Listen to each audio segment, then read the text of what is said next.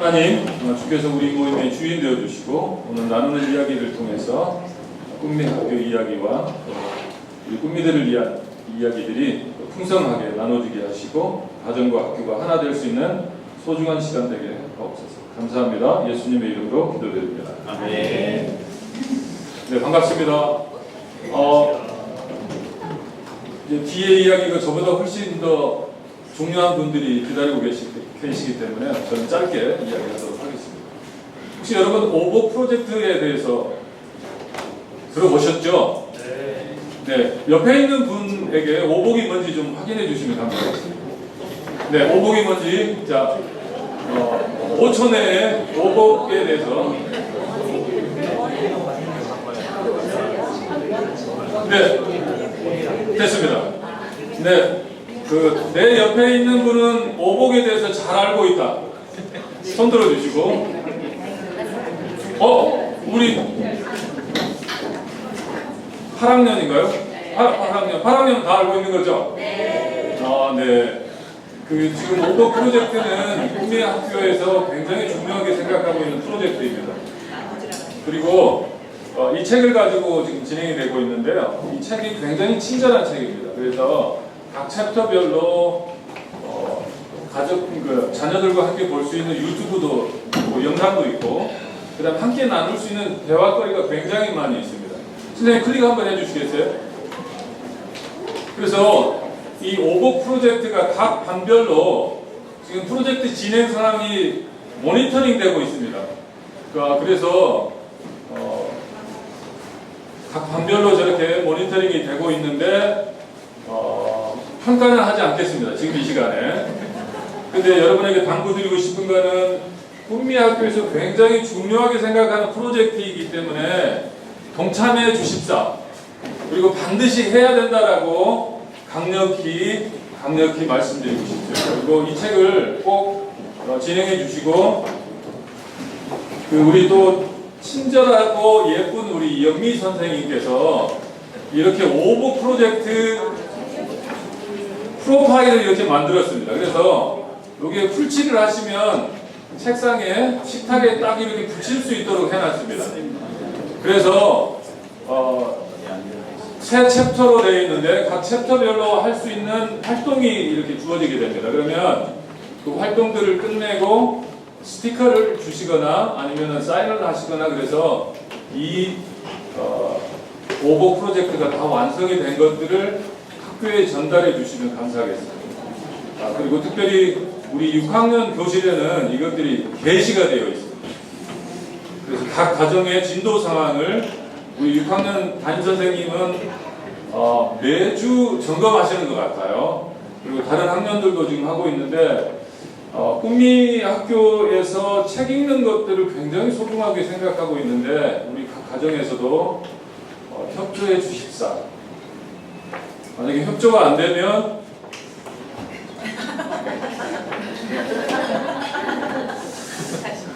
주님께 물어보겠습니다. 어떻게 해야 되는지. 요새 저희들이 출애굽기 재앙을 지금 경험하고 있거든요. 그래서 그런 일이 없기를 간절히 소원합니다. 그래서 정말로 소중한 책인데 굉장히 좋은 책입니다. 그리고 선생님들도 다 지금 하셨고 지금 이제 하고 있으니까 여러분들 정말 좋은 책입니다. 그래서 책 제목은 잘하는 것도 하고 싶은 일도 없는 너에게 주는 편지입니다. 그래서 각 가정에서 꼭 진행해 주시기를 당부드립니다. 두 번째로 교실 열기에 대해서 간단히 안내를 드리도록 하겠습니다. 눈이 침침하셔서 잘 안 보이죠? 네, 그래서 중요한 것만 몇 가지 이야기를 하고 학부모 밴드를 통해서 나머지 세부 사항은 확인하시면 되겠습니다. 잘 아시는 것처럼 사전에 신청한 수업만 참관이 가능하고요. 수업 참관 시에는 입시를 시간을 지켜서 입시를 해주시기 바랍니다. 혹시 늦게 되면 조금 기다렸다가 이제 선생님이 들어오세요라고 하면 그때 들어가시면 좋을 것 같아요. 혹시 늦으면. 그래서 이것들은 학부모 밴드나 반 대표를 통해서 다시 한번 공지를 드리도록 하겠습니다. 그러면 꼭 숙지하셔서 참고해 주시면 감사하겠습니다. 네. 그리고 세 번째는 끊임없이 저희들이 지금 강조하고 있는데 잘 안 되는 부분이기도 합니다. 그래서 세 번째 우리 다 같이 한번 읽어볼까요? 시작. 조그맣게 써져 있는 글씨 혹시 보이시나요? 네. 가장 많이 대두되고 있는 부분들이 수면 관리예요. 근데 저 이야기가 아니라 전문가의 이야기에 의하면 수면 관리, 학습 관리는 수면 관리에서부터 시작된다라고 이야기를 합니다. 그래서 수면 관리가 된다라고 하는 것은 조금 거창하게 이야기하면 인생 관리가 된다라고 말할 수 있을 것 같아요. 그래서 수면 관리를 꼭 좀 신경 써주시기를 당부를 드립니다. 근데 수면 관리에서 가장 어려운 게 이제 미디어 부분인 것 같아요. 그래서 최근에도 계속 국민 학생들을 모니터링하고 있는데 아직도 집에 공기계나 미디어 기기가 있는 것 같아요. 그래서 학교에서는 제로 미디어는 아니지만 미디어를 건강하게 사용한 것들을 계속 장려하고 있고 관리하고 있는데 수면 관리가 안 돼서 굉장히 학습 진행하는 부분이라든지 오전 시간에 수업이 굉장히 어렵습니다. 그래서 꼭 수면 관리를 좀 해주시고 만약에 과제 때문에 시간이 늦어지면 그것들은 학교에서 조율을 하겠습니다. 그래서 몇몇 꾸미들은 지금 조율을 하고 있는데 과제 때문에 수면이 너무 늦어져서 그 다음 일과가 지장이 있을 정도로 되면 안 될 것 같아요. 그래서 시간 관리하고 수면 관리가 잘 될 수 있도록 반복하게 당부를 드립니다. 저 이야기는 여기까지고요. 저보다 소중한 분을 여러분 앞에 소개하도록 하겠습니다.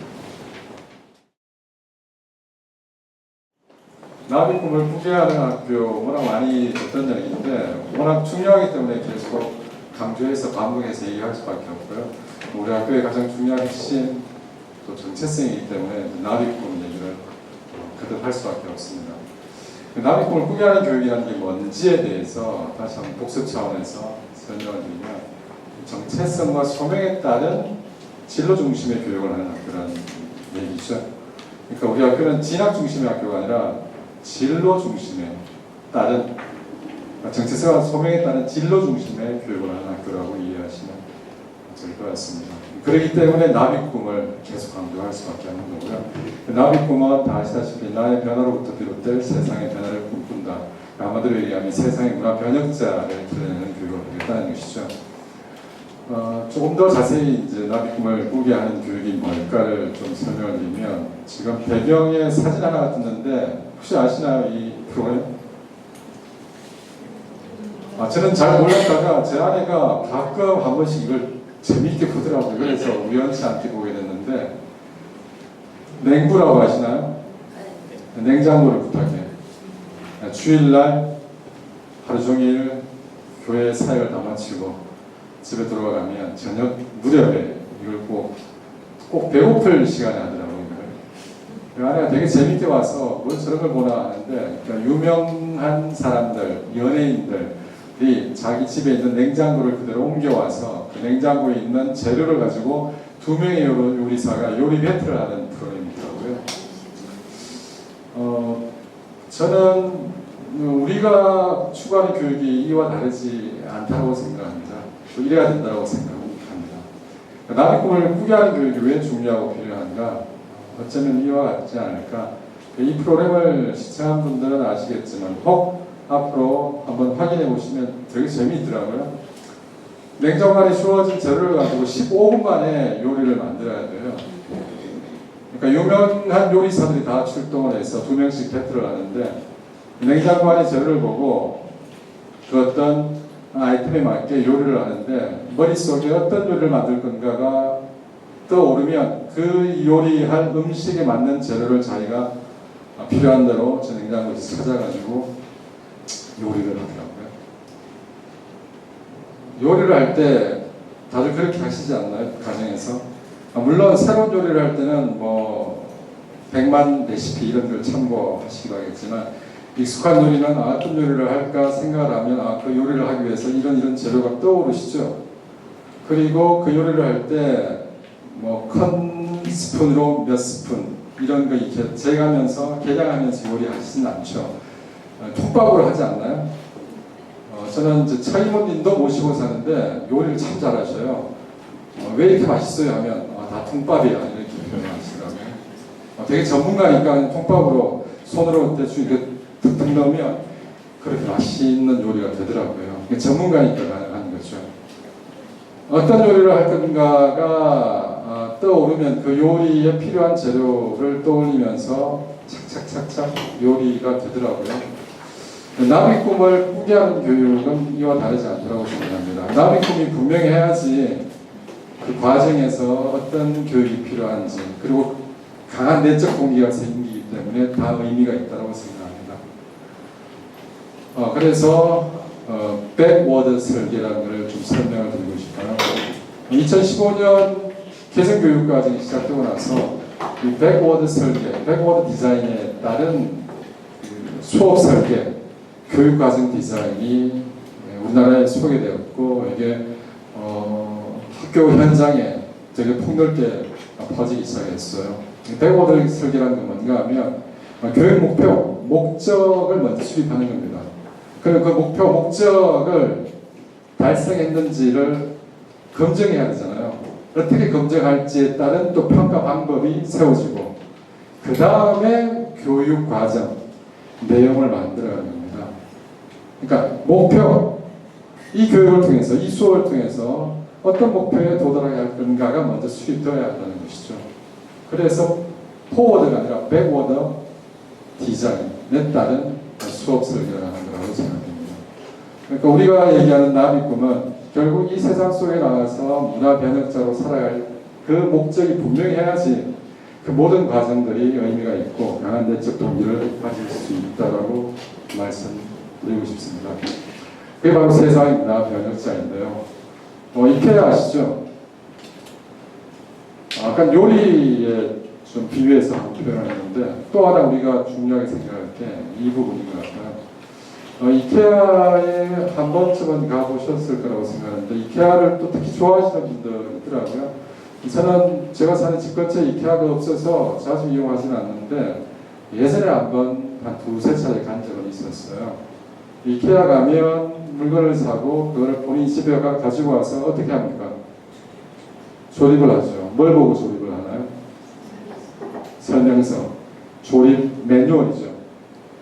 그 매뉴얼에 따라서 조립하고 나면 원했던 의자, 가구 이런 것들이 만들어지잖아요. 그 다음에 또 기억나나요? 비슷한 물품을 사더라도 또 그 매뉴얼을 보게 되더라고요.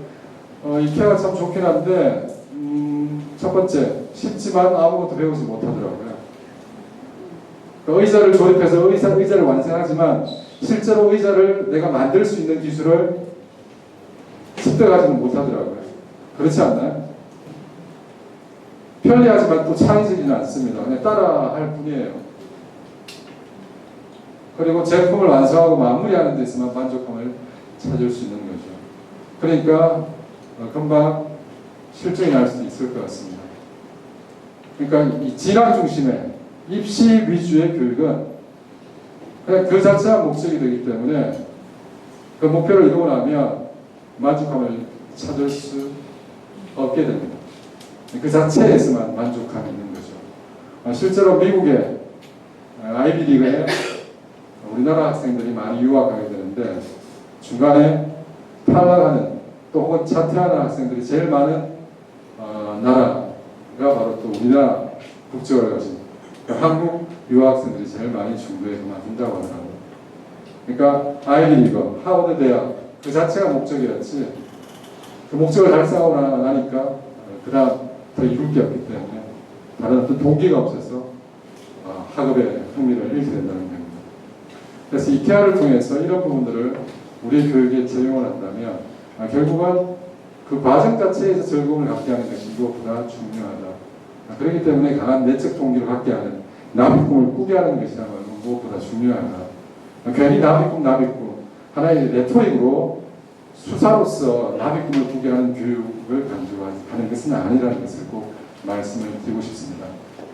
그렇기 때문에 여전히 우리 학교는 매일 나비꿈을 꾸게 하는 그런 수업 수업도 있고 또 교과 수업마다 나비꿈을 위한 질문을 수업 계획 안에 담아서 계속 고민하게 하는 것이죠.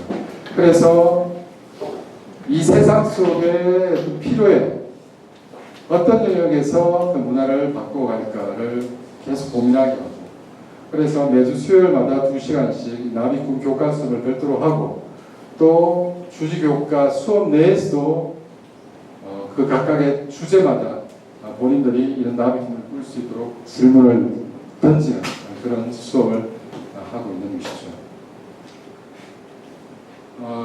이제 본론으로 들어가겠습니다. 이를 위해서 이 나비꿈을 꾸게 하는 교육을 이루기 위해서 무엇보다 중요한 게 자기주도학습이더라고요. 그래서 오늘 자기주도학습에 대한 얘기를 좀 할 거고요. 그 다음 진로 진학교육에 대한 학교의 어떤 방향에 대해서 설명을 드리려고 합니다. 자기주도학습을 우리 학교에서는 자주학습이라고 그렇게 표현합니다. 그래서 학교에서 자주학습 그러면 자기주도학습이라고 이해하시면 됩니다. 그리고 자주학습은 자주 하는 학습이라고도 이해하시면 됩니다. 이 자주는 매일 의미합니다. 매일. 어쩌면 그 에빙하우스의 망각곡선 아시죠?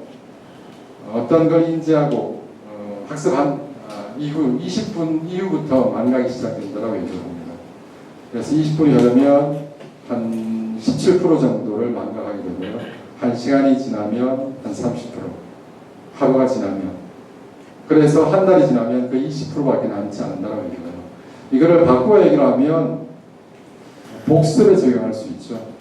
그래서 매 시간마다 시간 끝날 때 한 줄 정리하면서 복습하게 하고, 하루 끝나면서 학급에서 담임선생님이 PP 노트, PP 플랜을 가지고 점검하면서 또 복습하고, 한 주가 마무리되면서 과제를 통해서 주말에 복습하게 하고, 그리고 한 달에 한 번 정도, 두 달에 한 번 정도 교과마다 이 지필평가라든가 수행평가를 통해서 또 복습하게 합니다. 실제로 지금 그렇게 하고 있습니다. 그래서 이 자주학습은 매일 조금씩 천천히 계속 진행해야 하는 것임을 좀 담고 싶어서 또 자주학습이라고 하기도 합니다. 그래서 오늘 주제는 나비꿈을 위한 자주학습과 진로 진학에 대해서 얘기하고 싶은 것이죠. 그냥 자주학습과 진로 진학이 아니라 우리 학교의 목표에 맞게 나비꿈을 위한 자주학습과 진로 진학에 대해서 얘기하고 싶습니다. 이를 위해서 먼저 보통 일반 학교는 여기에 주목을 합니다. 겉으로 드러나는 것을 변화시키려고 하잖아요.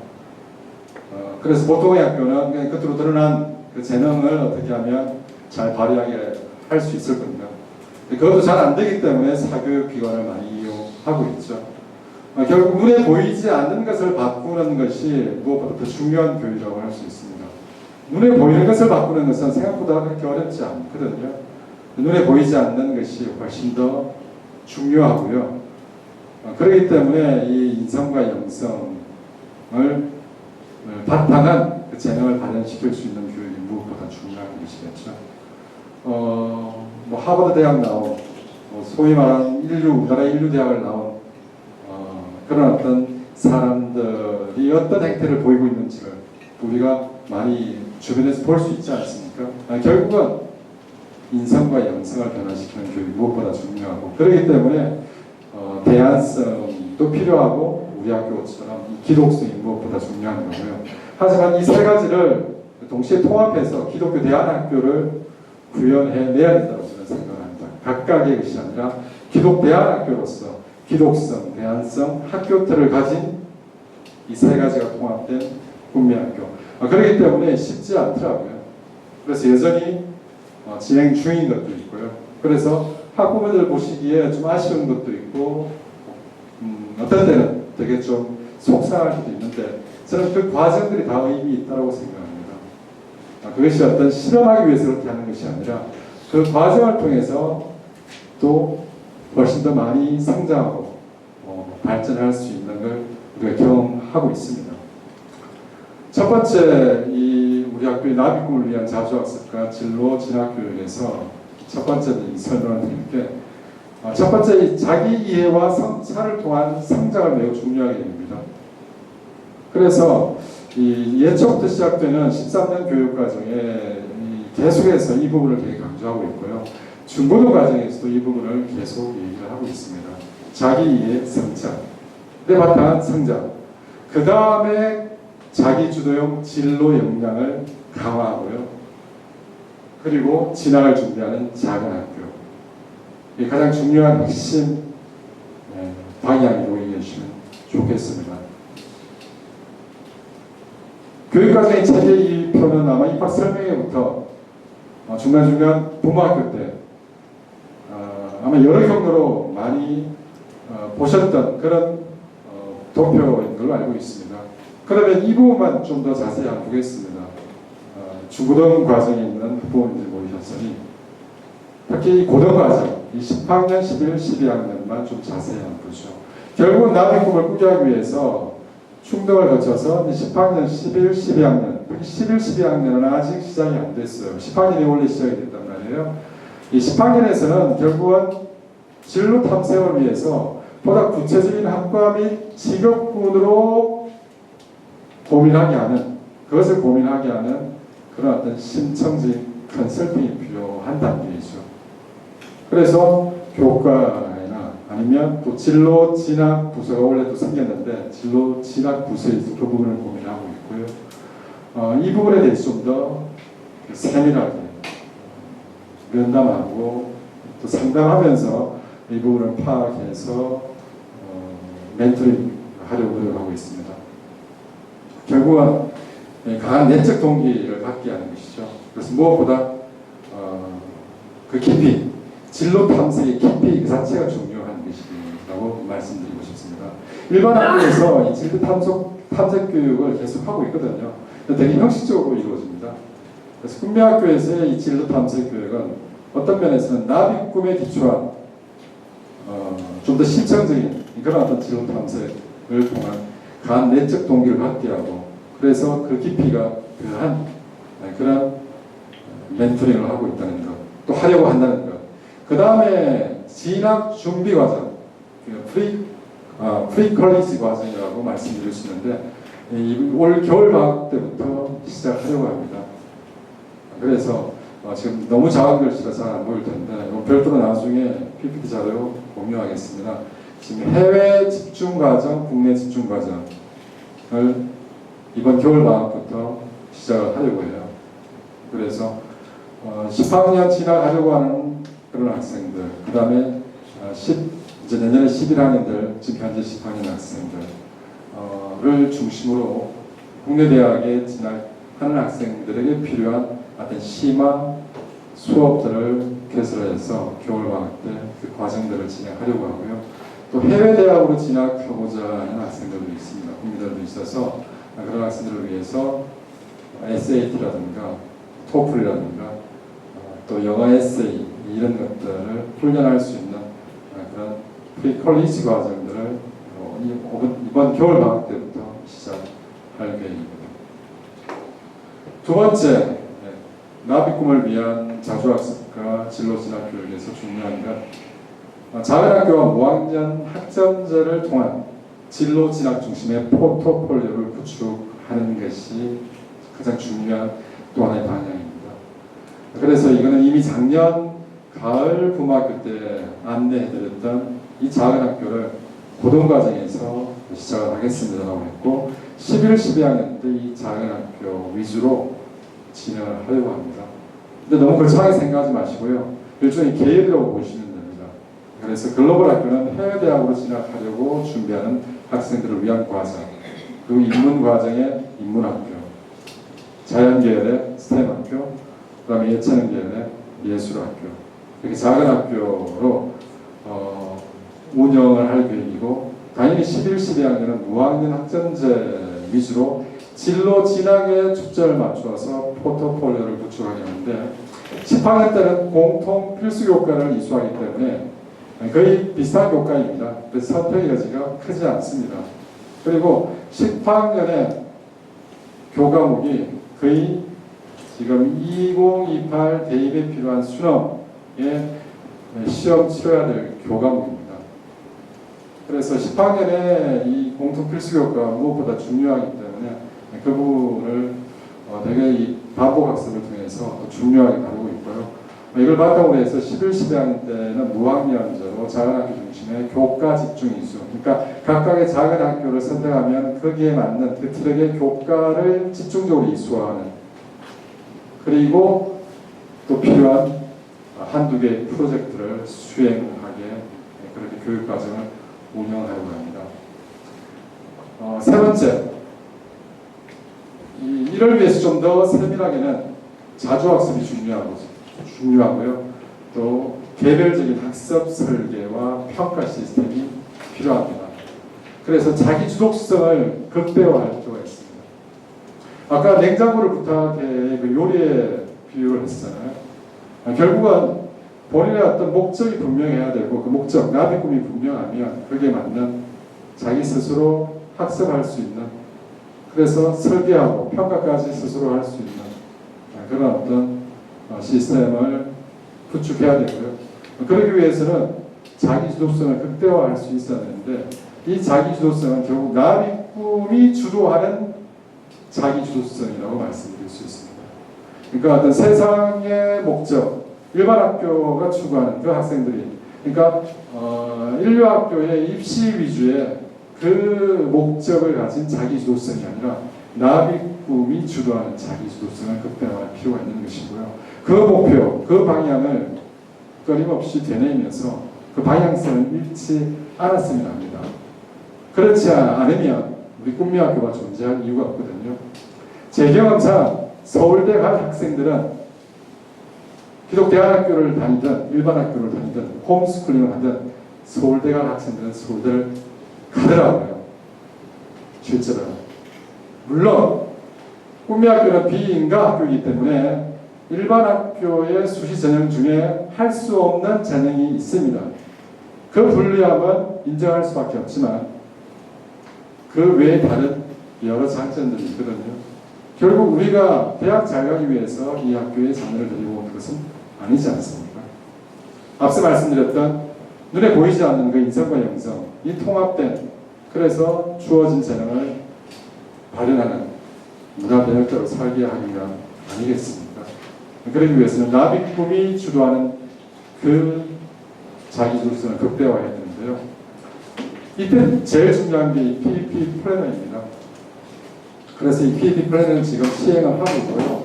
이 PDP 플래너를 원래 새롭게 만들면서 로고처럼 또 하나 만들었어요. 그래서 P자, 양쪽에 P자를 잘 보면 물음표처럼 생겼습니다.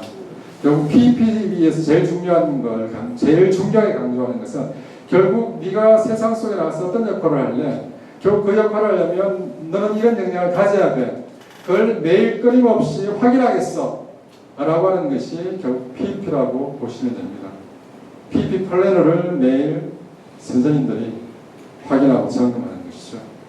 그리고 여기에 대해서 학습 계획서를 이제 작성하게 할 거고요. 11학년 때는. 좀 더 매일 작성하는 PEP 플래너가 아니라 이제 전체를 계획할 수 있는 나비꿈에 따른 본인의 앞으로의 어떤 그 학습의 설계를 이렇게 하겠다라는 학습 계획서를 스스로 세우게 하고, 그리고 PEP 플래너를 통해서 매일 반복해서 꾸준하게 학습을 해 나가고, 또 그걸 바탕에 선생님들이 코치가 되고 멘토가 되어서 학습자 프로파일을 만들어서 관리를 할 예정입니다.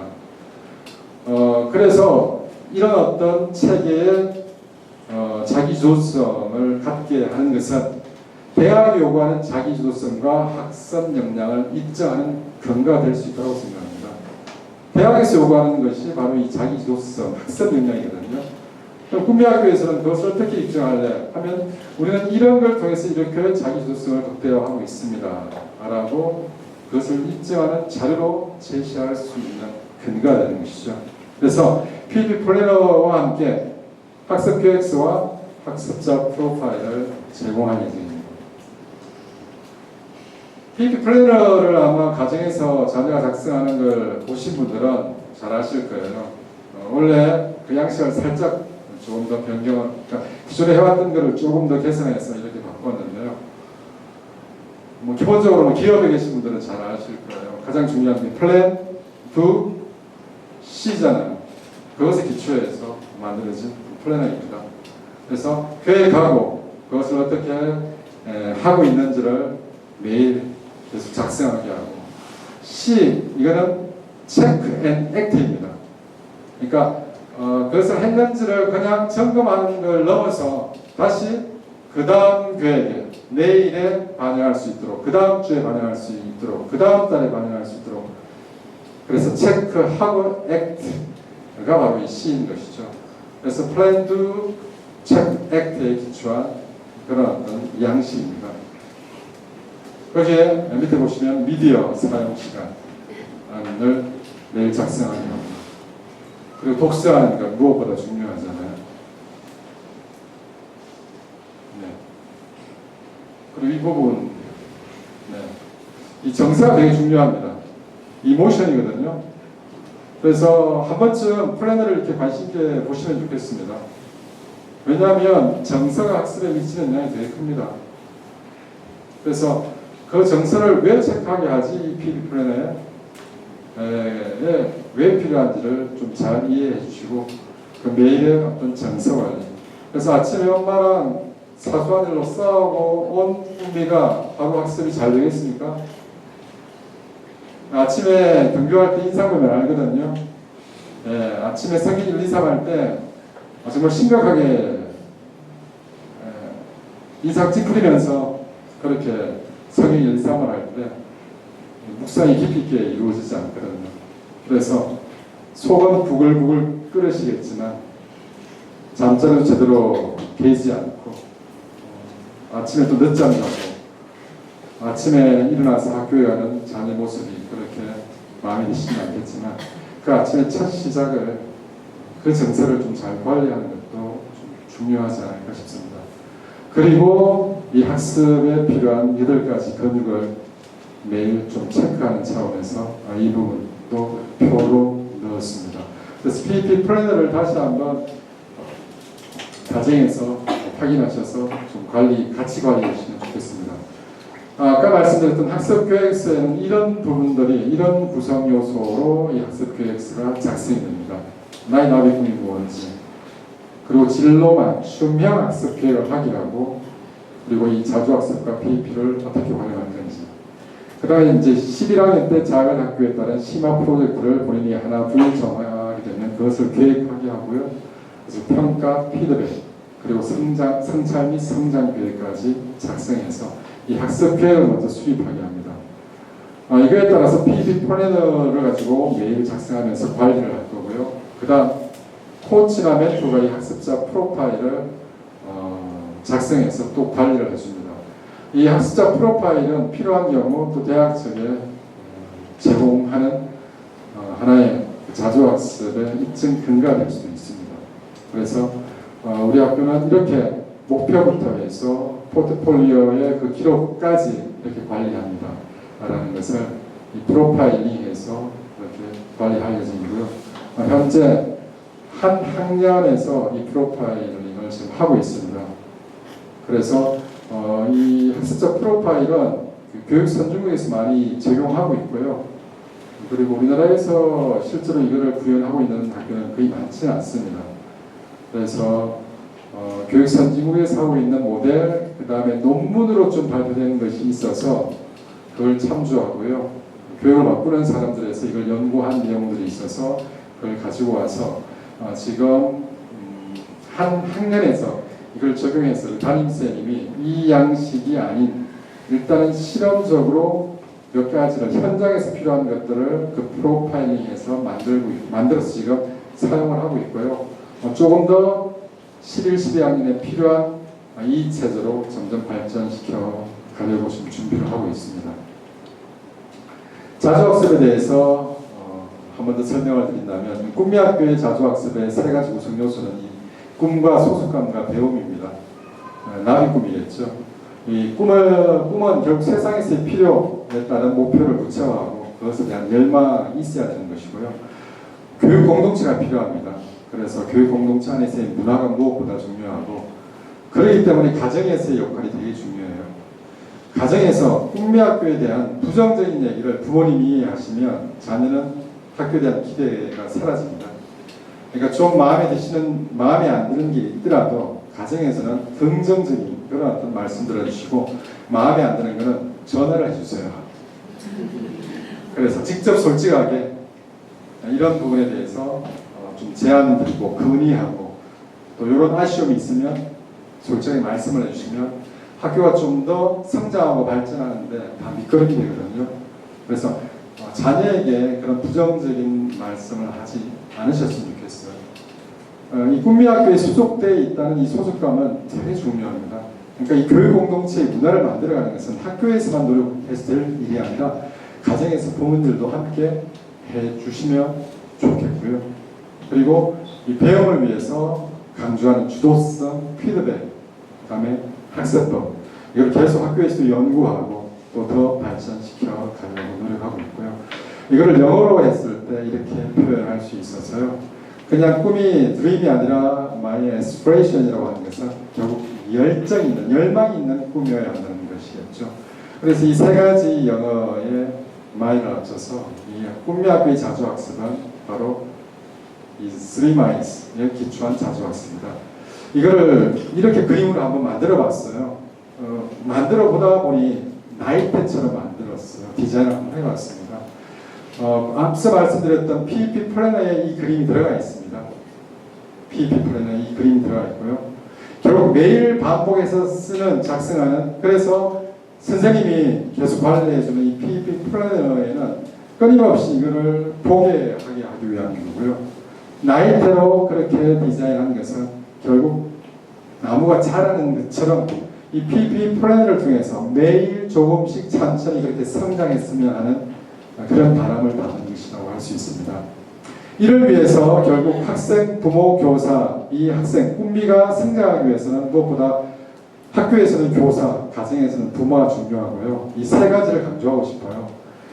교사와 학생 간의 주기적인 면담과 피드백과 질문과 논의를 통한 소통을 할 거고요. 교사는 부모와 정기적인 상담, PEP를 진행하면서 그 상황들을 공유하고 가정과 연계하는 그 학습들을 논의하겠습니다. 부족한 부분이 분명히 있는데 계속 끊임없이 더 점차적으로 개선하면서 발전시켜 가려고 합니다. 그러다 가정에서는 부모와 학생 간의 그 자녀의 학습 내용과 또 어려움, 그리고 그 성과를 공유하면서 칭찬을 해주셨으면 좋겠습니다. 그래서 결국은 이 소통이 잘 이루어져야지 이 자주학습이 성공적으로 이루어질 수 있다고 봅니다. 학교에 다 맡겨놓는다고 해서 자주학습이 시작되는 게 아니거든요. 그래서 이 학생, 교사, 부모 간의 이 세 주체가 이런 어떤 상호 간의 소통이 원활하게 이루어져야 되고요. 이 소통의 핵심은 결국은 학습에 대한 책임의 점진적 이양이라고 말씀드리고 싶습니다. 어쩌면 이 자주학습의 가장 결론이라고 말씀드리고 싶어요. 자기 주도 학습은 엄밀히 얘기하면 주도가 아니라 책임입니다. 학습의 책임이 교사에서 자녀에게로 이양되어 가는 것을 의미하는 것입니다. 결국 그 학습에 대한 책임이 점진적으로 이양해 가려면 저절로 되는 것이 아니라 습관이 만들어져야 돼요. 지금 이 시간에 초등 과정에서는 제일 중요하게 지금 아마 수석쌤과 교장쌤이 강조해서 지금 얘기하고 있는 키워드가 습관일 겁니다. 이 초등 과정을 통해서 이 습관이 자리 잡았을 때 중등 과정의 자주학습이 더 원활하게 이루어질 거고요. 그러면 중등 과정에서는 우리는 어쩌란 말이냐, 중간에 편입한 우리는 어쩌란 말이냐, 지금 늦지 않았죠. 앞서 말씀드렸던 이 세 주체 간의 원활한 소통을 통해서 관심을 가지고 끊임없이 그 책임에 대해서 점진적으로 좀 이양해가는 이 자주학습의 기본 개념을 좀 잘 이해해 주시고 협력해 주셨으면 좋겠습니다.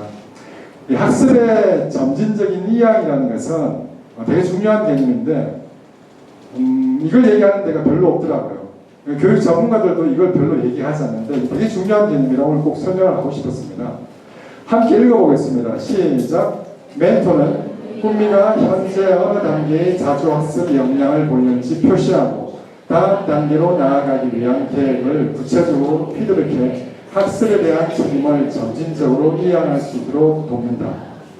그러니까 자기주도 학습, 줄여서 자주학습인데요. 이거는 주도성을 갖게 하는 것의 핵심은 책임이라고 말씀드리고 싶어요. 이 이론적 근거는 바로 이 그림에서 나왔습니다. Gradual release of responsibility, 책임의 점진적 이양,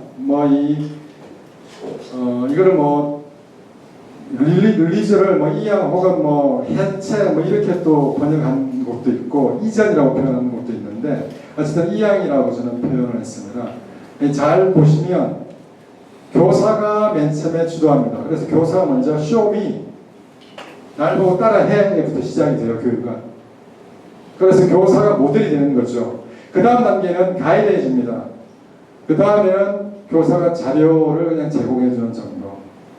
그리고 마지막에는 관찰자 역할을 한다. 그러면서 지금 삼각형이 오른쪽으로 지금 바뀌었죠. 학생으로 그 책임이 이양이 됐죠. 맨 처음에는 내가 해볼 테니까 네가 봐 했는데 마지막에 어떻게 됩니까? 너 혼자 해봐. 너 혼자 해봐. 결국 인디펜던트, 독립하게 하는 것이죠. 그러니까 자주학습의 목표는 핵심이 바로 여기에 있습니다. 학생의 책임이 교사에서 결국 학생으로 그 책임을 이양시키는 것에 있다고 보고요. 이 개념을 좀 분명히 이해해 주셨으면 좋겠고요. 학교에서 하는, 꿈미학교에서 하는 자주학습의 모든 것은 바로 여기 이 이론의 이 방향의 근거에서 한다는 것을 꼭 이해해 주셨으면 좋겠습니다. 그리고 끝으로 네 번째, 꿈미학교에서 그래서 또 강조하는 게 인생학교와의 이동학습입니다. 결국 세상의 문화 변형자를 계속 되뇌이는데 세상의 문제를 인식하고 해결하는 역량을 길러줘야 되지 않겠습니까? 그래서 해외 이동학습을 하는 거고요. 인생학교는 사실은 초중등 전 과정에 걸쳐서 하는 거고, 그래서 고난학습이 그 중심에 있는 거고요. 그 중에 중고등 과정에 또 집중해서 해외 이동학습을 하고 있는데 7학년 때 하는 해외 이동학습을 올해부터 3개월로 그렇게 좀 더 늘려서 들어갑니다. 이렇게 하는 것은 결국 3위 학교, 대학에서 요구하는 인성, 공동체의식, 글로벌 리더십을 입증하고 싶은 것이죠. 대학에서, 꿈미학교에서는 이 부분을 어떻게 입증할 거야? 할 때 우리의 교육과정 속에, 우리의 교육활동 속에 이런 교육과정이 있고 이런 활동을 하고 있습니다. 수박 겉핥기처럼 한 게 아니라 우리는 제대로 이렇게 했고 그 근거를 포트폴리오로 제시할 수 있다는 것이죠. 그러기 위해서 해외 이동학습을 7학년 때, 10학년 때 하는 것이고요. 그래서 필수 과정으로 두는 것입니다. 한 달 해보니 한 달보다는 3개월로 하는 것이 낫겠다라고 방향을 잡은 거고요. 디톡스. 그러니까 독서를 좀 뺄 필요가 있더라고요. 도심의 한 가운데 있기 때문에 통학을 하기 때문에 학교에서 아무리 강조를 하지만 가정에 가면 어쩔 수 없이 어깨너머로 모바일을 보면 아빠의 뒷모습을 부러워할 수밖에 없고 주말에 드라마를 시청하는 엄마를 또 뒤에서 자기도 시청할 수밖에 없는 거고, 그래서 금쪽이도 자기도 보면서 감탄하기도 하고, 그러니까 통학형 학교이기 때문에 학교가 아무리 방향을 세우고 나간다 하더라도 또 가정에서 협력을 해주지만 또 가정마다 편차가 있더라고요. 그래서 디톡스가 필요한 것입니다. 독서를 빼주는 그런 기간이 필요한 거고, 한 달 해보니 좀 아쉽더라고요. 한 달도 의미가 있었는데 한 달만 해도 효과가 있는데 3달 하면 어떨까에 대한 기대가 생긴 것입니다. 그리고 이 작년 이동학습 때부터 적용했던 건데요. 디브리핑입니다. 브리핑은 뭐죠? 어떤 일을 하기 전에 어떤 정보를 먼저 알리는 겁니다. 디브리핑은 그 일을 다 끝내고 나서 완수하고 난 다음에 다시 성찰하면서 돌아보면서 그것을 정리하고 평가하는 겁니다. 주로 해외 선교사님들이 이 디브리핑을 시작을 했었어요.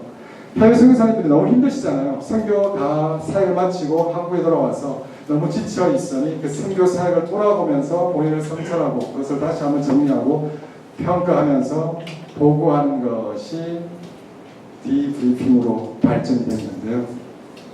작년에 한 달 동안 이 디브리핑을 했었습니다. 결국 자기 이해와 성찰을 통한 성장 기억하시나요? 첫 번째 맨 처음에 제가 말씀드렸던 거예요. 자기 이해와 성찰을 통한 성장이 무엇보다 중요하기 때문에 이 7학년의 3개월 과정은 무엇보다 이 면에서 중요하다고 강조하고 싶습니다. 그리고 마지막 세 번째는 독립입니다.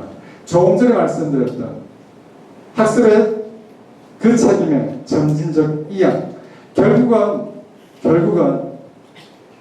스스로 독립해야 됩니다. 스스로. 그리고 어떻게 보면 생활에서 독립을 해야 됩니다. 품 안의 자식으로부터 이제는 점점 이별하는, 독립하게 하는 그런 연습을 하셔야 돼요.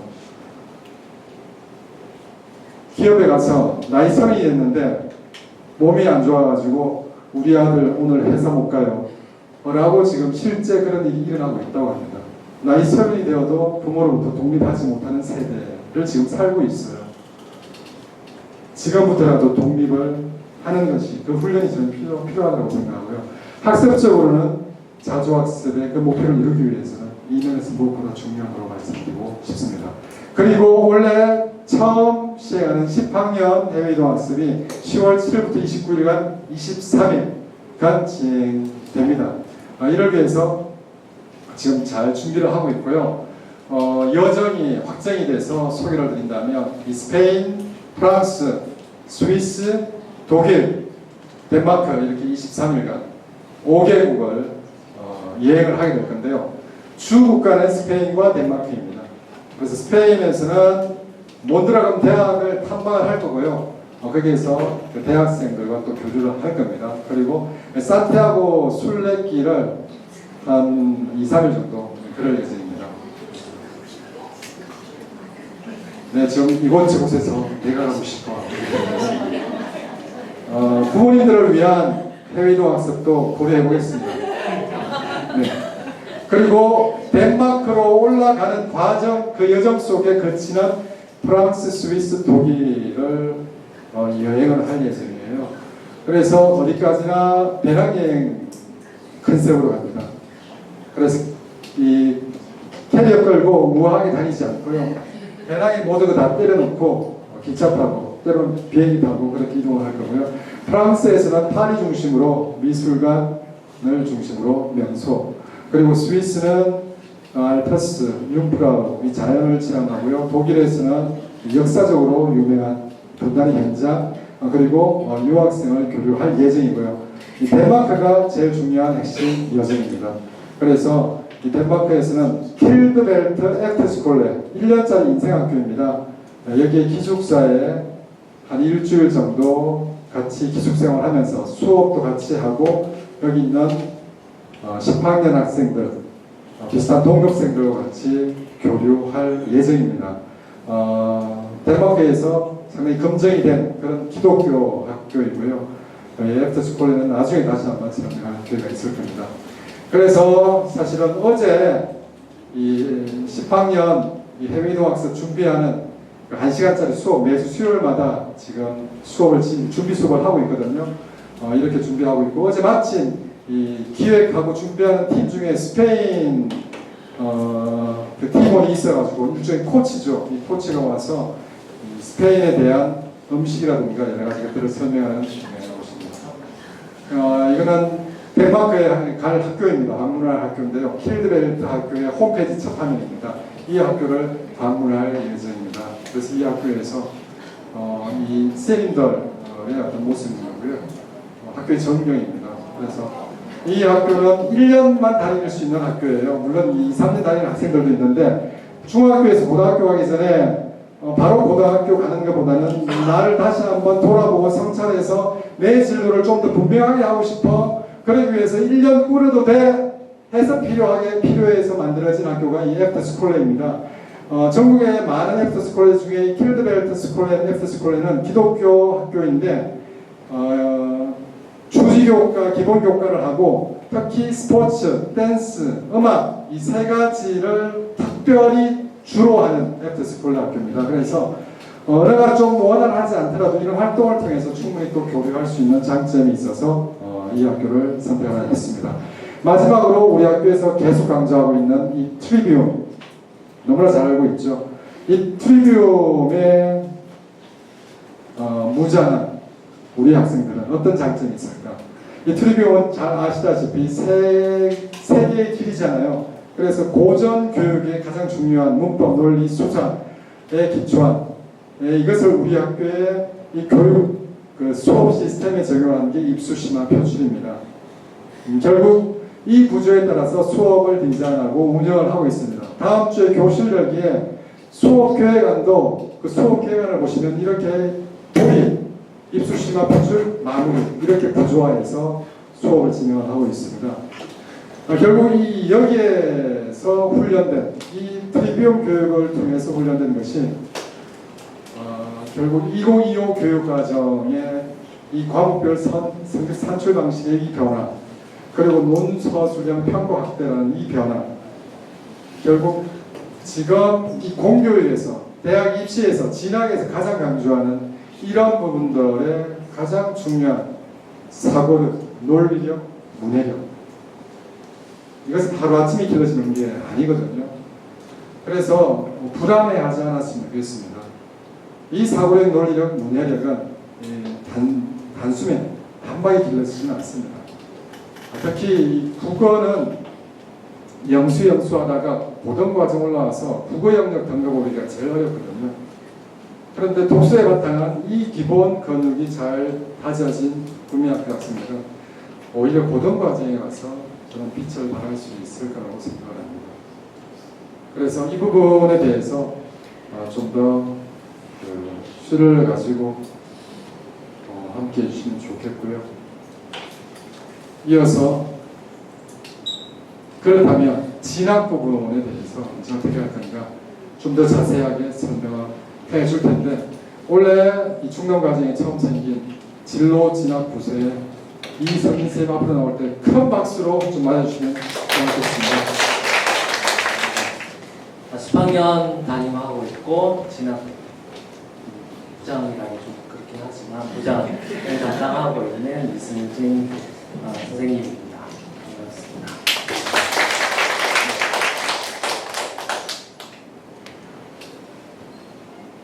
슬라이더가 첫 화면이 나오면 네 시작하겠습니다.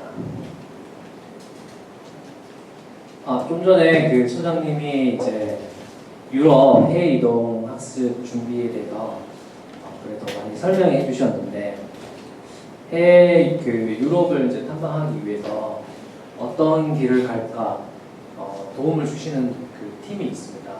그 팀이 이제 설계를 할 때 어디를 갈까를 고민을 하겠죠. 그래서 요게 이제 표지판에도 나와 있는데 요 곳에 많은 곳을 저희가 이제 방문하게 되는데 이 표지판을 제일 처음에 들고 온 것은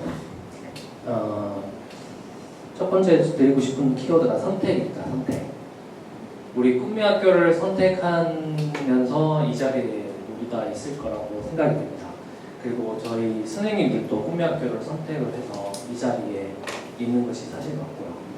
그래서 아직은 저희는 이제 꿈미에 있는 친구들이 어린 나이 그 학생부터 오기 때문에 본인이 선택해서 학교로 왔다라는 얘기가 많지는 않지만 어쨌든 우리 꿈미들도 선택을 해서 꿈미학교를 오게 됐는데 저는 요즘에 성경을 읽으면서 그런 생각을 하게 되더라고요. 구별된 삶이라는 것은 어떤 것인가에 대해서 하나님께서 그런 삶들을 살기를 원하시는데 여기 앉아 계신 그 부모님들은 구별된 교육을 하기 위해서 이 꿈미학교를 선택했다고 생각합니다.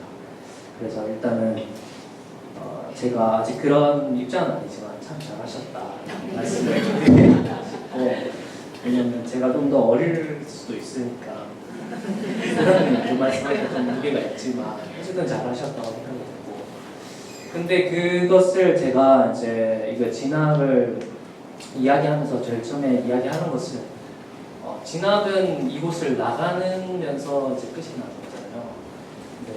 꿈미에 들어올 때도 선택을 했을 거고 나갈 때도 선택을 하게 될 건데, 그죠? 그러면 부모님들과 그 꿈미들이 정말 기도하면서 선택을 하게 될 거예요. 그런데 나가는 걸 선택에 먼저 포스 맞추지 말고 먼저 들어왔을 때의 마음, 그런 선택을 좀 강조하고 싶어서 이 사진을 가져왔습니다. 잠시 핸드폰에 배경화면이 뭐인지 잠깐 보시겠습니까? 물론 뭐 매번 바꾸시는 분도 있지만 저는 몇 년째 이 사진을 배경을 화면을 하고 있어요. 물론 실물로 저는 갖고 있고, 요거는 이제 저희 딸들이 싫어할 것 같아가지고 이제 변형을 해서 갖고 온 겁니다. 그래서 어떤 사진을 갖고 있는지 모르겠지만 우리 꿈미 학교도 마찬가지지만 이 사진은 저에게는 되게 가치 있는 사진이에요. 그렇지만 뭐 제가 이렇게 이야기하면 그렇구나 라고 생각하지만 길거리에서 봤으면 저런 사진 있겠다 정도만 여기면 지나갈 거예요. 왜냐면 나랑 관계가 없기 때문에. 그렇지만 저한테는 되게 가치로운 사진입니다. 배경화면에 있는 사진은 어떤 건지는 모르겠지만 그래도 나름 나에게 관심 있고 가치 있는 사진들을 배경화면에 해놨을 거라고 생각이 들어요. 그렇죠. 그래서 이제 두 번째 저는 드리고 싶은 거는 가치예요. 가치는 가면 언제 만들어지고 누가 주는 건가, 이걸 고민하게 되는데 결국엔 제가 주는 거더라고요. 가치가 가치롭게 여기는 사진이니까 가치가 있는 거. 그 안에 있는 인물들이 누구니까 내가 가치롭게 여기더라고요. 그래서 우리 꿈미학교가 그런 곳이 되었을 거라고 생각하고 그런 의미를 좀 부여하기 위해서 이 사진을 가져왔는데, 다음은 왜 우리 꿈미학교가 가치로울 수밖에 없는 이유를 제가 이번에 고난학습에 갔을 때 해남에 이제 가장 높은 봉에 올라갔잖아요. 가령봉이라는 곳이 있는데 그곳에서 정상에서 제가 이제 사진을 일일이 다 찍은 사진이에요. 네, 일일이 찍은 사진인데 혹시나 이제 아마도 이제 지금 현재는 내 아들이 어디 있느냐를 아마 보실 것 같은데 몇 명이 없을 수도 있어요. 그래서 제가 빠뜨린 애들도 있을 거니까. 그렇지만 제가 드리고 싶은 거는 우리 꿈미들이 있으니까 꿈미 학교가 가치로운 거 아니겠습니까? 그럼 선택은 어떻게 했고 우리 꿈미 학교에 꿈미들이 있으니까 가치로운 학교가 되는 거죠. 그래서 우리 부모님들이 가치롭게 학교를 바라봐 주시고 그리고 가치 있는 학교에 다니고 있다는 것을 매일매일 이야기해 주지 않는다면 우리 꿈미 학교는 가치 있는 학교가 될 수가 없겠죠. 근데 반대로 그렇게 이야기를 해주신다면 우리 꿈미 학교는 더 가치 있는 학교가 될 거고 우리 꿈미들은 가치가 있는 학교에서 다니게 된다. 저는 그렇게 생각이 듭니다. 네, 이제 본격적으로 이제 설명을 좀 드릴 건데, 그래서 진학에 대한 실질적인 이야기를 제가 조금은 하게 될 건데, 아직은 저희가 최고 학년이 고1이잖아요. 그때 지금 고1과 6학년이 듣는 그런 마음과 실질적으로 고3에 들어갔을 때의 마음은 또 달라요. 제가 이제 이전 학교에서 2013년부터 2021년도까지 고3 담임을 하면서 진학을 담당을 했었는데, 그래서 제가 고3에서 부모님을 만나는 걸 가장 좋아해요. 왜냐하면 현실을 아시고 제가 설명하는 것을 이해하시고 그리고 정말 이 곳이 왜 가치가 있는지를 인정을 해주시거든요. 근데 이제 6학년이나 이제 그 학교는 6학년이 없었으니까 이제 중학교 1학년, 2학년 부모님들을 만났을 때 이야기하는 것은 너무 멀어버리는 이야기니까 가치롭게 바라보지 못하는 경우가 있더라고요. 그래서 아직은 피부에 많이 안 와닿을 수도 있지만 얼마 안 있으면 우리도, 그리고 이제 지금 10학년들이 고3에 가고 한다면 내 모습이 우리 꿈미의 모습이 저렇겠구나 하는 것을 그려보는 그런 마음으로 여겨주시면 되겠습니다. 일단은 우리 꿈미학교 진학은 우리 소장님께서 말씀하셨지만 국내 진학과 해외 진학 이 두 가지 분류로 나눌 수 있게 되겠습니다. 그래서 각각에 대해서 국내와 해외를 이제 설명하게 될 텐데, 특별히 우리 회에는 글로벌 책임 담당 선생님이 또 함께 하고 계세요. 권미진 선생님이라고 함께 우리 협력하고 있어서 그 부분을 또 설명하는 또 시간이 있을 겁니다. 그래서 이번 시간은 국내에 조금 포커스에 맞춰서 이제 설명이 되는 것을 드리고요. 그리고 우리가 또 반복되는 용어가 있을 건데 뭐 빨간색, 저게 무슨 용어일까라는 것을 한번 살펴만 보시면 될 것 같아요. 이제 꿈미에 관한 이야기 하기 전에 이제 실제 현재 상황들을 좀 설명할 필요가 있을 것 같아요. 고1이 현재 입학하게 되면 2028년도에 대학교 1학년이 되는 거예요. 그래서 2018 개정 그런 이야기들을 많이 하게 되는 이유가 거기에 있습니다. 그래서 2028년도의 대입은 아직 구체적으로 나온 건 없습니다. 방향적으로만 명시만 돼 있는 상태고 근데 지금 현재 고1부터 변화된 과정이 시작되고 있기 때문에 대략 예측은 하고는 있습니다. 근데 현재로 봐서는 수시하고 정시 체제는 여전히 유지가 될 거라고 예상을 하고 있어요. 그래서 수시라는 것은 우리 수능이 아닌 학생부, 중간고사, 기말고사, 수행평가 점수들을 모아서 가는 전형이라고 보시면 될 것 같고, 정시는 이제 수능 점수를 봐서 가는 전형이라고 보면 될 것 같습니다. 그 다음에 크게 달라지는 지점은 고교 학점제 전면시인데 그걸로 인해서 이제 내신의 평가가 방법이 달라지게 됩니다. 지금 현재는 9등급제라고 많이 들어보셨을 거예요. 9등급제로 지금 현재도 고등학교 2학년, 3학년은 적용하고 있어요. 근데 지금 현재 고1부터는 5등급제로 변형이 됩니다. 이게 가장 큰 변화라고 볼 수가 있고, 그럼 5등급제도 완화하면서 내신을 받기가 좋아졌네라고 생각을 할 수 있지만 제가 내신이 받기가 어려움짐이라고 표현을 해놨습니다. 이건 뒤에 다시 한번 설명해 볼게요. 그런데 수능은 9등급 평가로 유지를 한다고 되어 있어요. 그러면 5등급보다는 9등급이 더 세분화된 평가가 되기 때문에 상대적으로 9등급 평가가 되게 그런 신빙성이 더 있을 수 있겠죠. 그래서 수능의 영향력은 계속 유지될 거라고 예측되고 있습니다. 글자가 좀 작지만 이게 올해 이제 들어간 이제 서울권에 관한 제가 그 전형을 이제 퍼센트별로 백분율로 나눠본 거거든요. 그래서 정시하고 수시로 지금 현재 글자가 좀 작지만 40.9, 수시는 59.1이라고 표현이 되어 있어요. 물론 이거는 전국 단위로 펼치면 이 수치는 조금 다릅니다. 지방으로 갈수록 정시는 20%, 수시는 80%에 해당되는 등 상당히 차이를 봅니다. 그렇지만 서울에 있는 주요 대학들은 여전히 정시 비중이 굉장히 높습니다. 40%라고 보고 있고, 아까 보여줬지만 수능의 영향이 계속 유지가 된다면 이 퍼센트는 크게 줄지는 않을 것 같고 이 정도의 유지가 될 거라고 예측하고 있습니다. 그 수시를 조금 더 살펴보면 교과, 종합, 논술, 실기, 특기자 이렇게 볼 수가 있는데 교과는 학생부의 성적, 점수대로 가는 거라고 보시면 될 것 같고 종합은 점수에서 플러스해서 선생님들이 써준 서술에 의해서 그거를 평가해서 가는 전형을 이야기하고 있습니다.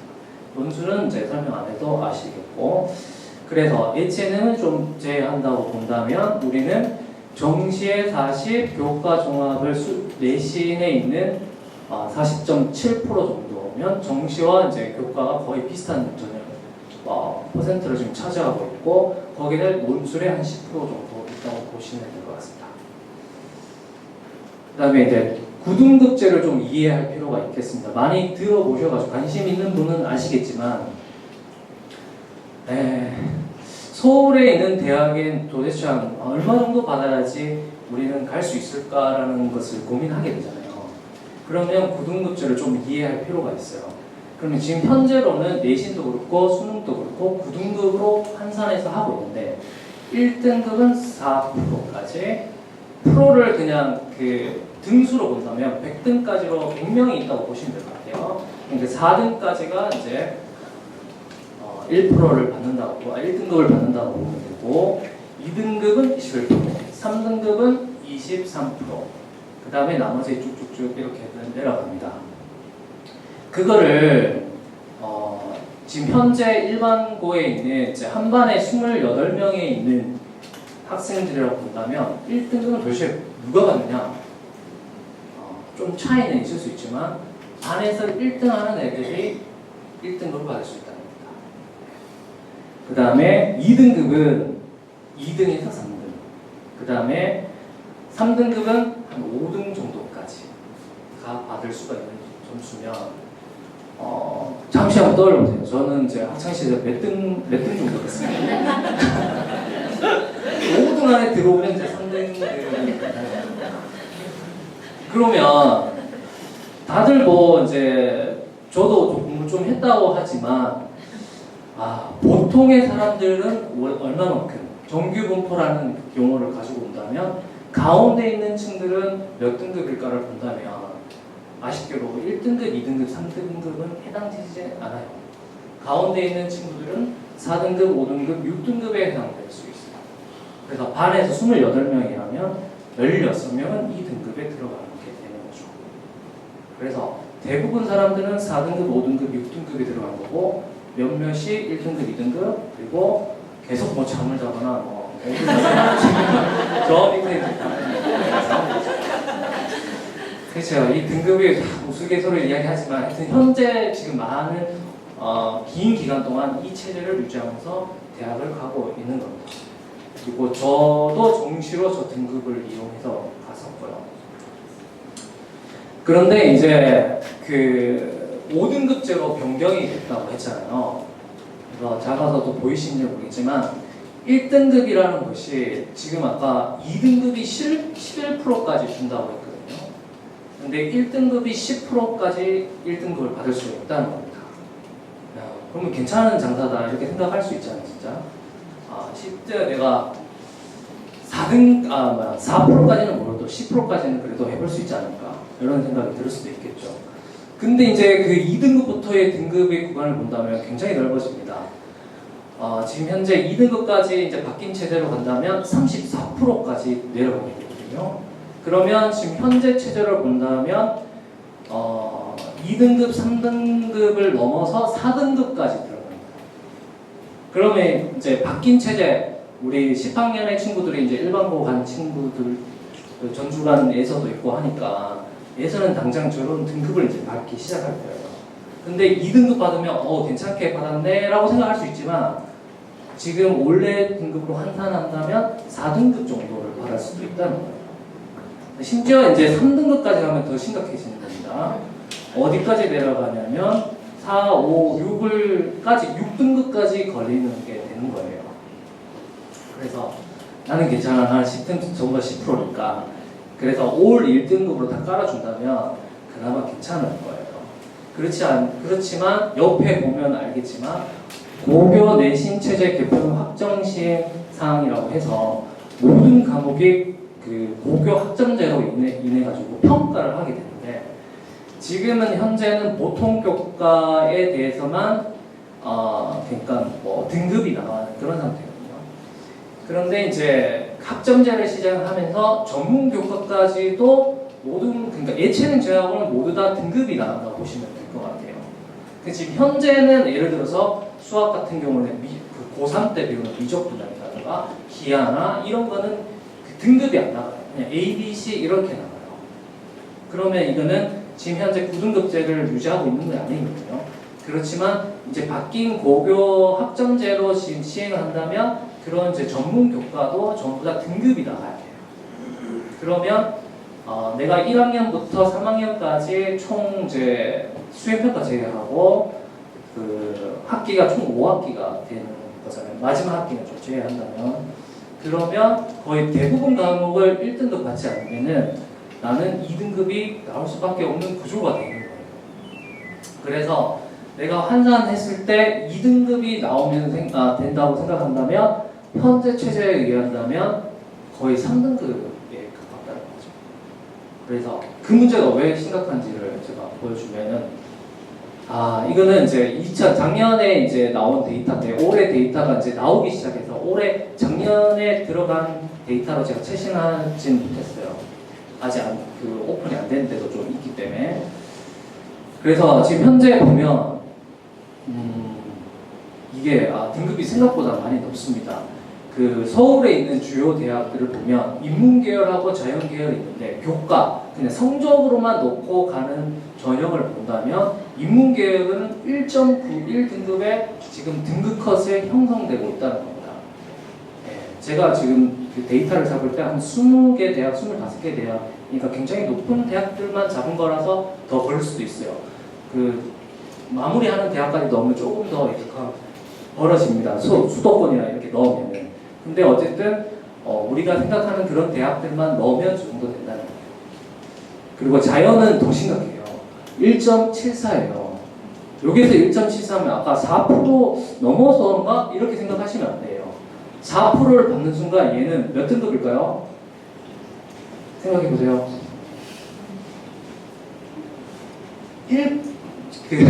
4%를 받는 순간 1.99 등급이에요. 그렇죠? 그러니까 모든 이제 지금 현재로 이야기한다면 1등급을 쫙 깔지 않으면은 교과 전형으로는 서울에 있는 대학은 좀 들어가기 힘들다. 이렇게 보시면 될 것 같고. 근데 종합전형은 열심히 수행평가하고 챙기는 그런 전형이죠.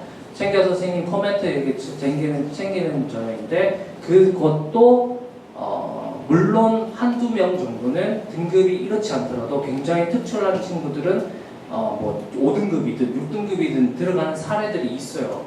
근데 그런 걸 사례를 원하고 공부하는 친구들은 거의 없을 거예요. 그래서 대부분 들어가는 친구들은 굉장히 2.29 등급, 자연은 2.11 등급 정도로 지금 형성되고 있다는 거예요. 2등급이니까 아까 11%라고 생각하시면 안 되는 거예요. 2.11이면 5, 6, 7 이 정도의 퍼센트에 들어가는 친구들이 지금 종합전형으로 서울에 들어가고 있다. 이런 얘기입니다. 그러니까 아까 전에 바뀐 그 내신 체제대로 아까 1 깔면 1인데 끄트머리 깔면 10%라고 했잖아요. 그러면 현재로 체제하면 2등급 후반대가 되는 거예요. 1등급보다 더. 그렇죠.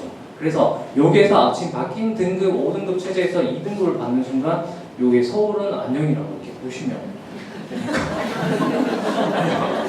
서울 안녕 이렇게 되는 거죠.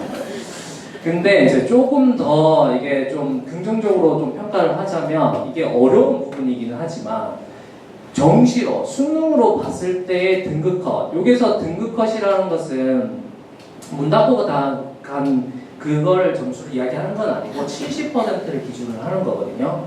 그러니까 절반도 아니고 그거보다 조금 더 밑에 있는 친구들이 간 거. 보통은 최초 컷이라는 게 있고 등급 컷이라는 게 있고 마지막이라는 친구가 있는데 마지막은 학교에서 공개해 주는 데도 있고 근데 보통 학교에서 공개해 주는 정보는 등급 컷이에요. 70%. 그래서 그 부분이기 때문에 이게 바로 합격하는 게 아니라 조금 좀 기다려서 예비 합격하는 그 정도까지 포함해서 이야기하는 거거든요. 근데 정시로 가면 조금 더 이제 퍼센트는 좀 더 완화는 됩니다. 85 이게 백분율 85%니까 아까 상위 15%까지 내려오는 거죠.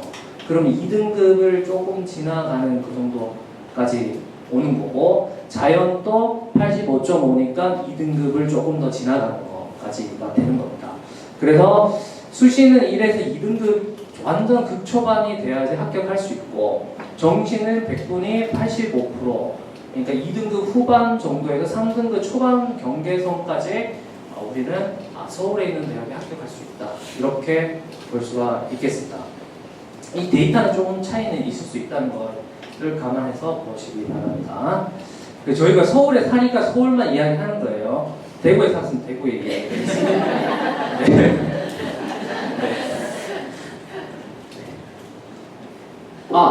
예. 분위기 좋았잖아. To your every word, my heart ever after your heart first. I will trust you here. I will trust you here and now. My hope always set in who you are, even when I can't see every part.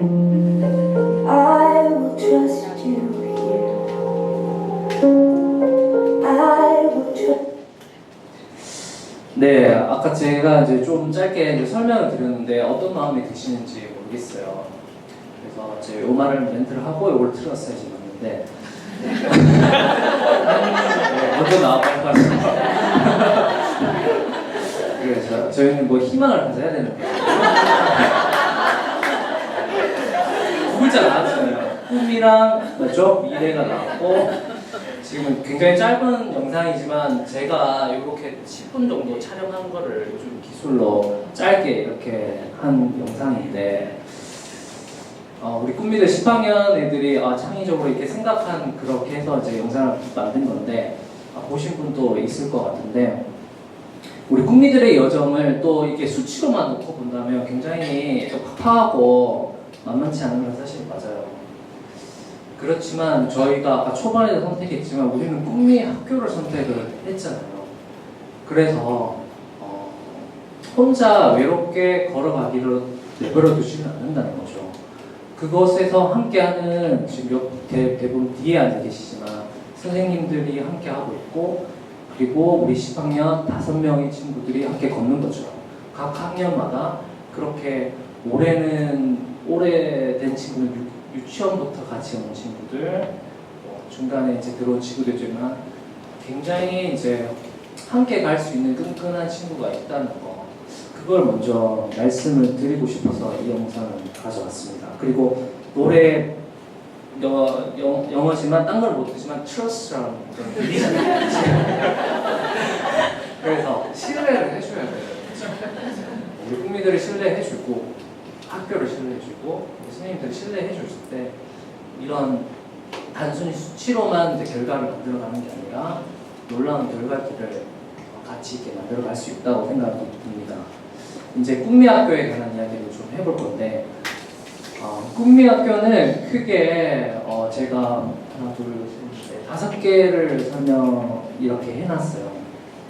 수시 교과 전형을 저는 검고 2.0이라고 아까 그 내신으로 들어갈 수 있는 건 2.0이 가이드였잖아요. 그래서 2.0이라고 붙여본 거고 그리고 대안학교 전형만 갈 수 있는 대학들이 있어요. 소수지만 그런 대학들을 갈 수 있는 전형들이 있고 그 다음에 수시 논술이 있고요. 그리고 정시 전형을 준비하는 수능 3.0이라고 제가 명칭을 계속 반복해서 할 텐데 수능 3.0 그 다음에 예체능 전형과 글로벌 전형으로 이렇게 준비를 하게 될 것입니다. 빨간색을 칠해놓은 거는 대부분 많은 친구들은 저 두 가지를 포커스에 맞춰서 준비를 하게 될 겁니다.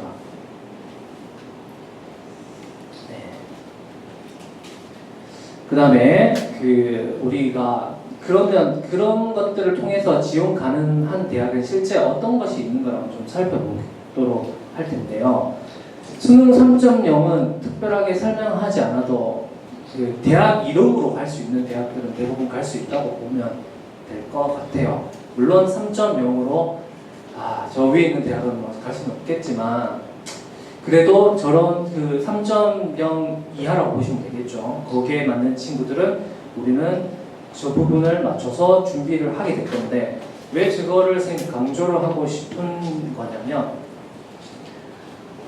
사실 이제 일반 학교에 아까 절반 정도 된다 했잖아요. 정시가 40점이었고 교과 종합이 한 43%였으니까 그 두 개를 사실 같이 챙기는 것 자체가 굉장히 쉽지는 않습니다. 일반 학교에서도. 그래서 일반 학교는 대부분 그 교과 종합에 집중을 해요. 사실 다 가능하다고. 근데 보시면 알겠지만 아까 2.0 초반 때만 가능하다는 거잖아요. 대부분 애들은 거기에 임하지 못하는 거예요. 그러면 아까 이야기했던 54%는 중간층에 해당되는 거잖아요. 그럼 걔들은 어디로 가야 되나요? 거죠. 굉장히 이제 골치 아픈 거죠. 그래서 뒤늦게 학교를 그만두는 친구들이 굉장히 많아요. 왜냐하면 이거를 그 교과 그 내신과 이런 걸 다시 병행 챙기는 게 굉장히 어렵기 때문에 그래서 제가 한번 찾아봤어요. 이제 해마다 자퇴생이 몇 명이 있을까 보니까 5만 명 정도가 된다. 그 수치는 점점 늘고 있다고 하더라고요. 그렇기 때문에 저희들이 사실은 이제 서울권에 있는 것에 교과와 종합을 지원하는 것이 좀 어려움이 있는 건 사실은 맞습니다. 그리고 왜냐하면 나이스로 통해서 가야지 걔들이 신빙성을 있게 보기 때문에 그런 절차가 저희는 없기 때문에 그런 부분이 없지만 그래도 왜 아쉽다 이렇게 생각하면 아까 이야기한 것처럼 2.0이라 생각하면 돼요. 내가 반에서 2등, 3등 들어가면 아쉬운 거예요. 네, 그건 솔직하게 이야기할 수 있어요. 나는 반에 가서 2등, 3등 안에 들 수 있다라고 생각하면 그거는 내가 아쉬운 거 맞아요. 그건 한번 고민을 해볼 거지만 우린 첫 출발이 그걸로 시작하는 건 아니잖아요. 그래서 그건 아쉬워할 필요 없다고 생각합니다. 그래서 저는 저희의 꿈미의 교육과정은 수능 3.0을 기본으로 한 베이스가 깔려서 수업이 진행한다고 저는 생각을 하고 그것에 맞춰서 수능 3.0이라고 생각을 했습니다. 그런데 대부분 모든 학생이 3.0 등급을 받을 수 있느냐? 또 그렇지 않거든요. 그런 친구들은 권고 2.0이라는 거를 기본 베이스가 깔려져 있어요. 이 권고라는 것이 좀 재미난 전형이긴 해요. 우리가 보면 굉장히 이제 할머니, 할아버지만 칠 것 같지만 네, 권고를 치는 매년 몇 명 보실 것 같아요? 생각보다 많이 봐요. 저희가 좀 오기 전에 설칭해봤는데 30만 명이었습니다. 네. 그만큼 많이 또 보는 전형이기도 해요. 그런데 저희는 권고를 언제부터 볼 거냐면 선택적으로 해서 내년 고2부터 볼 수가 있어요. 그럼 권고는 사실 4번을 저희가 볼 수가 있는 거죠. 4월, 8월에 2번이 있으니까. 그러면 고2 때, 고3 때 이렇게 볼 수 있는 거예요. 그럼 권고를 그대로 내신을 쳐주는 학교가 맞냐고 이렇게 본다면 서울에는 맞냐 이렇게 한다면 많지는 않은 게 사실 맞아요. 그렇지만 권고를 1.0, 2.0을 쳐주는 대학들이 생각보다 많이 또 있어요. 그런 것들을 중점적으로 제가 또 리스트화 해놓고 실제 제가 이제 고3 담임하면서 그렇게 친구들을 많이 보냈습니다. 그래서 대부분 평균치에 해당되는 친구들이 권고 2.0을 정말 유용하게 쓸 수 있을 거예요. 그러니까 권고만 잘 치는 건 아니에요. 수능과 권고가 또 믹스가 될 수도 있어요. 수능에 한두 과목 정도 최저 등급을 맞춰서 이렇게 가는 전형들이 있는 거죠. 그 다음에 대안학교 전형은 대안학교 학생들만 갈 수 있는 전형이기 때문에 저런 대학이 있습니다. 한동대와 총신대, 장신대가 있어요. 총신대, 장신대 서울권이잖아요. 그렇죠? 한동대 다들 좋아하시잖아요. 괜찮아요. 많이 보냈습니다. 네. 그래서 기본적인 과목 준비하는 친구는 수능 3.0을 기본으로 하고 모든 학생은 권고 2.0을 준비하는 과정에 있어요. 권고 2.0은 교과 검정고시 고득점 학생에게 지원이 유리한 대학으로서 제가 지금 현재 상황으로 작년 거를 조금 주요 대학들을 좀 써놨어요. 그래서 권고 2.0으로 갈 수 있는 대학이 지방 거점 대학들은 검정고시를 2.0에서 3.0까지 쳐주는 대학들이 많이 있어요. 그래서 그런 대학들도 갈 수가 있고 그 다음에 바로 앞에 있는 한국체육대학교도 2.0까지 인정을 해주고 있어요.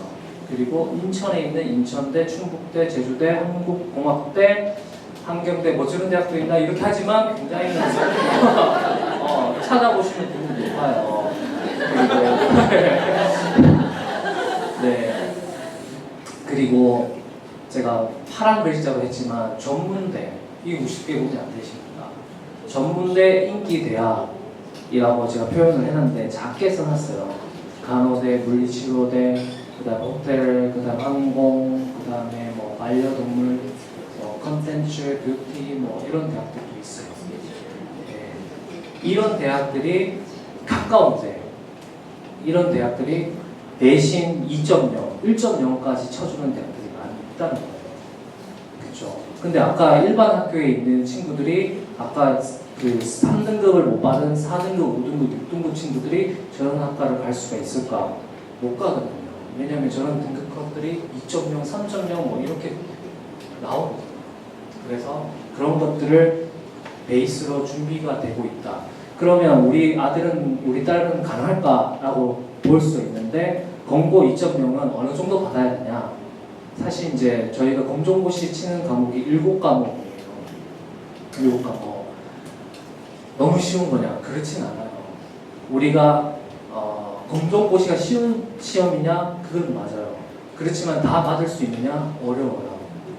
네. 그렇지만 아까 제가 검정고시 몇 번 볼 수 있다고 했죠? 4번 볼 수 있다. 그럼 왜 고1부터 안 보냐? 근데 검정고시가 나오는 과목이 고1 때 배운 과목들이 있거든요. 그래서 안 배웠는데 봤는데 그건 의미가 없는 거잖아요. 그래서 고1 때를 다 배우고 아까 그 프리컬리지 할 때 그 부분은 빠져 있다고 저는 생각이 드는데, 검정고시를 고득점을 받는 그런 포커스에 맞는 준비하는 그런 것도 저는 설계를 할 거거든요. 그래서 4번에 걸쳐서 누적이 돼요. 그래서 내가 못 본 과목은 다시 볼 수가 있어요. 그렇기 때문에 대부분 친구들은 웬만하면 총 700점에서 한 문제, 두 문제, 좀 많이는 5문제까지. 그래서 적어도 한두 문제까지는 들어올 수 있다면 검정고시 2.0, 내신 2.0을 맞을 수가 있다는 거예요. 그래서 실제 우리 아들은 상관이 없어. 왜냐면 수능을 할 거니까. 그렇지만 그렇게 생각하더라도 얘는 무조건 맞아놓고 시작을 해야 된다고 저는 진로 부장으로서 강조를 합니다. 네. 왜냐하면 수능도 생각보다 변수가 많이 있으니까. 그건 한 번밖에 못 가잖아요. 그래서 이런 부분들이 있다라는 것입니다. 그래서 실제 제가 어린 나이 때부터 그 고3 담임을 했잖아요. 그래서 실제 이제 그때 이제 가르쳤던 졸업했던 친구들이 이미 이제 결혼을 하고 애를 놓고 하는 친구들이 많이 있거든요. 그래서 제가 2주 전에도 결혼식을 다녀왔는데 이제 그 친구들이 20대 후반을 가고 있는 친구들이에요.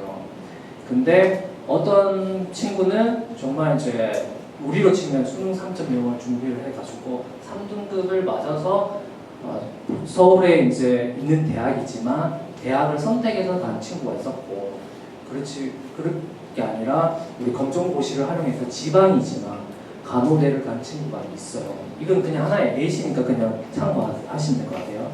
근데 그렇게 이제 이론만 보고 가는 친구들은 여전히 공부하고 있어요. 네. 왜냐하면 글과가 여전히 의미가 없다기보다는 아직 선명하지 않으니까. 그렇지만 그렇게 선택한 친구는 여전히 그때 학창 시절만 보면 그 지방대 간호관 간 친구가 성적으로 보면 얘가 못하는 애가 진짜 맞았거든요. 네. 그렇죠. 근데 둘 다 검정고시 잘 맞았고 수능이 얘들은 좀 더 잘했고 얘는 수능이 한두 과목만 됐어요. 근데 얘는 선생님 많이 순종하고 그렇게 갔어요. 갔어요. 근데 그 친구는 이제 이제 졸업도 하고 이제 간호 실습도 마쳤고 하면서 이제 고민을 하더라고요. 내가 간호사의 길을 남자인데 간호사의 길을 계속 갈 거냐. 근데 이제 자기는 그게 아니고 특전사로 나왔거든요. 자기는 119 이제 거기로 가고 싶대요. 그래서 내년에 이제 거의 이제 저 준비가 다 됐다 하더라고요. 그러니까 그런 꿈을 진짜 자기가 생각하는 그런 이제 우리가 생각하는 문화 번역자 그런 것들을 내가 생각했을 때 할 수 있는 카드가 있는 거잖아요. 그렇게 선택하게 되더라고요. 그래서 저는 이 부분을 좀 강조드리고 싶어요. 물론 공부 열심히 해서 좋은 대학을 많이 그러니까 우리가 누구나 이야기하는 좋은 대학을 많이 갔으면 하는 그런 마음이 많아요. 그래서 외부에서 꿈미학교 잘 보냈다 이런 말도 듣고 싶긴 있어요. 네. 그렇지만 저는 실질적으로는 이 부분을 강조를 많이 할 거예요. 네, 그래서 좀 정리를 하면 이렇게 될 것 같습니다. 공통 모든 친구는 검정고시와 수능 기초를 기본적으로 공부하게 될 거예요. 그게 이제 고1 과정에 해당되겠죠. 그게 조금 더 연장이 필요한 친구들은 고2, 고3 때 이 부분을 더 보충해 가야 될 친구도 있다고 저는 생각이 들어요. 그래서 이제 발전을 해서 수능 3.0을 향해 가는 친구도 좀 세분화해서 수능 심화로 준비를 하면서 논술 병행을 한다. 그리고 근데 모든 과목이 좀 대응이 안 되는 친구는 아까 이야기했지만 검정고시 2.0고와 2.0을 좀 플러스해서 수능 최저를 맞추는 전형으로 준비를 한다. 이렇게 되는 거고 수능은 정말 안 돼. 그런 친구들은 무조건 공정고시를 잘 맞추고 면접이라든가 우리 생활기록부를 일정 부분 활용할 수 있는 대학들도 있기 때문에 그런 대학들을 가지만 저는 그런 친구들이 간다면 아까 이야기했던 것처럼 전문적인 과가 있는 쪽으로 가서 할 수 있도록 저는 지도를 할 생각입니다. 네, 다음은 이제 종합 전형으로 아까 대안학교 전형이 있다고 했죠. 대안학교 전형이 있고 물론 서울에 있는 종합 전형도 지원은 가능합니다. 그 지원은 하지만 나이스를 통하지 않았기 때문에 유의미한 결과를 얻기가 좀 힘들어요. 그래서 그런 에너지를 쏟을 때는 수능 3.0에 오히려 더 집중하는 것이 더 현명하다 이렇게 생각이 듭니다. 그리고 예체능은 저희가 예술학교가 있으니까 그거와 연관해서 할 거고 글로벌 준비에 대해서는 글로벌 그 학교도 있기 때문에 그 부분에 이제 같이 준비를 해서 준비를 시킬 수 있을 것 같습니다. 네. 다 했습니다. 네. 조금 짧고 길면 길게 좀 설명을 드렸는데 아직은 피부에 많이 안 할 수 있지만 네가 생각은 그래도 있구나라는 정도라고 여겼을 거라고 저는 생각이 듭니다. 그래서 질문이 있으면 지금 하셔도 되고 좀 이렇게 조금 내 자기에게 보고 싶은 거는 저한테 개인적으로 따로 연락을 주시면 좀 더 세부적으로 설명드릴 수 있을 것 같아요.